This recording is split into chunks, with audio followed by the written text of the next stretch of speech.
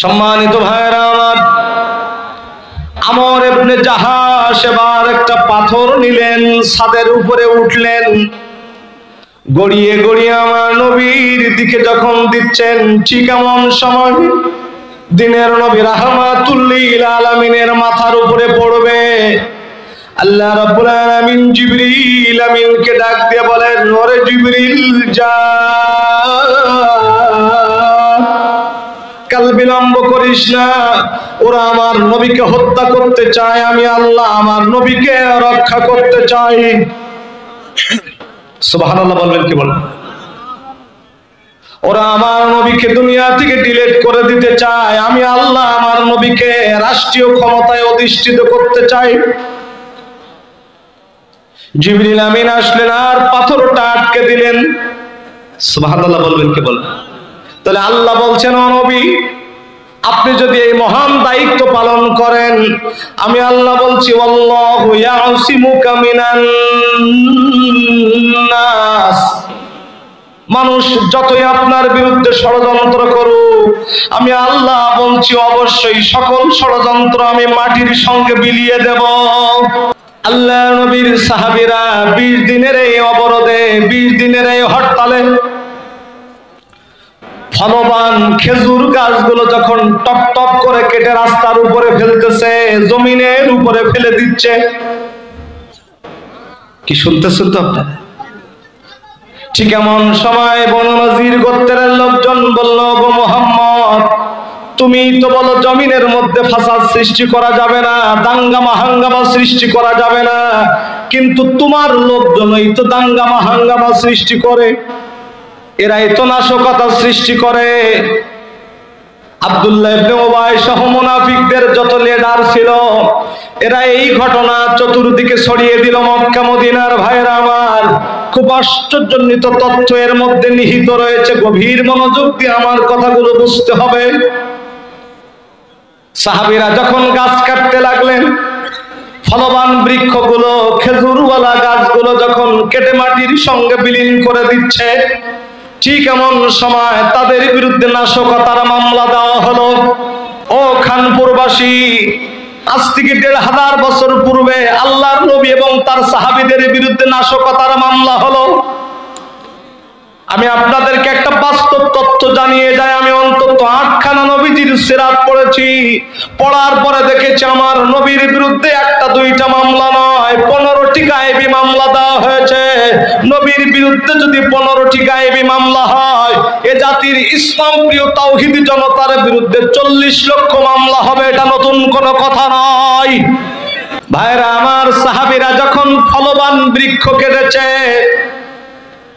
মক্কা মদিনার অলিতে গলিতে যখন আমার নবী আর সাহাবা আজমাইনদের বিরুদ্ধে নাশকতার মামলা দায়ের করা হয়েছে, সাহাবীরা তখন ডুগুরে ডুগুরে কান্দে আর বলেন, ইয়া রাসূলুল্লাহ, ইয়া হাবিবাল্লাহ, ও আল্লাহর নবী, আমাদের বিরুদ্ধে গায়েবী মামলা হয়েছে, এতে কোনো আফসোস নাই, এতে আমাদের কোনো দুঃখ নাই, কিন্তু দুঃখ হলো এই জায়গায় গাছের সবচেয়ে উত্তম ফল, ফলবান বৃক্ষ খেজুর ঝুলতেছে, এমত অবস্থায় আমরা গাছ কেটে ফেলেছি, আগুন দিয়ে জ্বালিয়ে দিয়েছি। ও আল্লাহর নবী, একান্ত আপনজনেরা আমার সাহাবীরা নবীজির সামনে যায় বলছেন, ইয়া রাসূলুল্লাহ, ইয়া হাবিবাল্লাহ, আমাদের বিরুদ্ধে রাষ্ট্রদ্রোহী মামলা হয়েছে, আমাদের বিরুদ্ধে নাশকতার মামলা হয়েছে, আমাদের কোনো অভিযোগ নাই, এখন আমাদের উপায় হবে কি? আল্লাহ যদি আমাদের ধরে ফেলে, গাছ আমরা কেটেছি।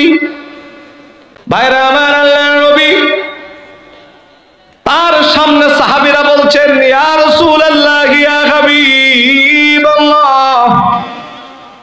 আমরা তো ব্যক্তিগত কোনো স্বার্থে গাছ কাটি নাই, খেজুর গাছ আমরা কাটি নাই,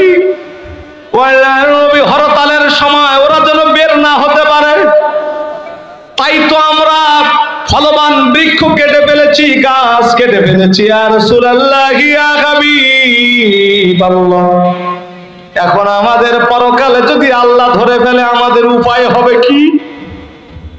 ঠিক এমন সময় জিবরিল আমিন নবীর কাছে হাজির হয়ে গেলেন আর বললেন, ইয়া রাসূলুল্লাহ, ইয়া হাবিবাল্লাহ, সাহাবীরা আপনার কাছে প্রশ্ন করতে চায়, জানতে চায় নাশকতার মামলায় আল্লাহ অ্যারেস্ট করবে কিনা। মা কাতাতুম মিন লিনাতিন, ও নবী, আপনার সাহাবীরা যেই সমস্ত খেজুর গাছগুলো কর্তন করে ফেলেছে, লিনাতিন শব্দের অর্থ হলো ফলবান খেজুর গাছ, আর কাতাতুম মানে হলো কেটে ফেলা।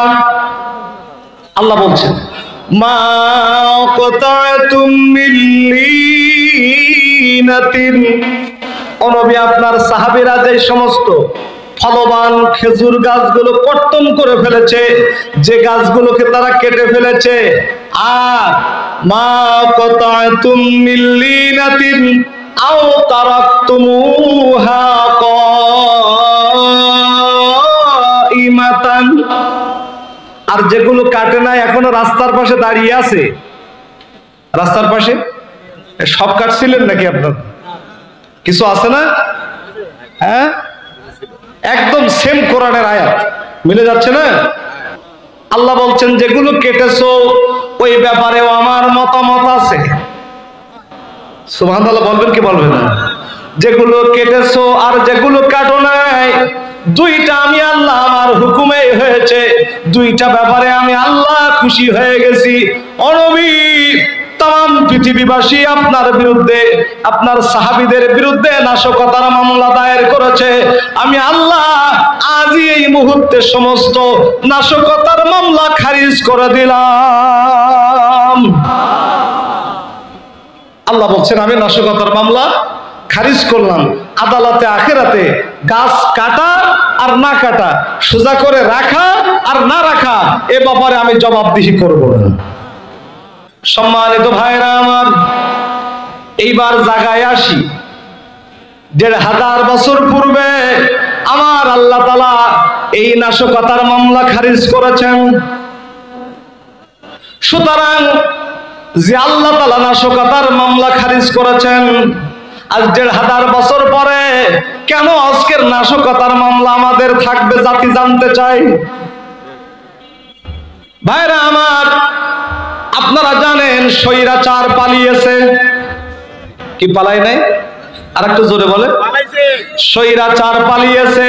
তাহলে স্বৈরাচার যখন পালিয়েছে, স্বৈরাচার যতগুলো নাশকতা মামলা দিয়েছে সবগুলো মিথ্যা মামলা। এই মিথ্যা মামলায় এটিএম আজহারুল ইসলামকে কেন আজও কারাগারে রাখা হবে? সুতরাং অনতিবিলম্বে আমরা দায়িত্বহীন কণ্ঠে ডক্টর ইউনূসকে জানিয়ে দিতে চাই, আর নয় কোন রকম এদিক সেদিক, অনতিবিলম্বে এটিএম আজহারুল ইসলামকে বাংলার জমিনের মুক্ত পরিবেশে ফিরিয়ে দিতে হবে। কারা কারা রাজি আছেন দুই হাত উঁচু করে আল্লাহকে দেখায় দেন। ভাইরা আমার, শুধু তাই নয়, যেই স্বৈরাচার বাংলার জমিন ছেড়ে পালিয়েছে, আজকের সেই স্বৈরাচারের মামলায় কেন এখনো আজও আমাদের হাজিরা দিতে হবে?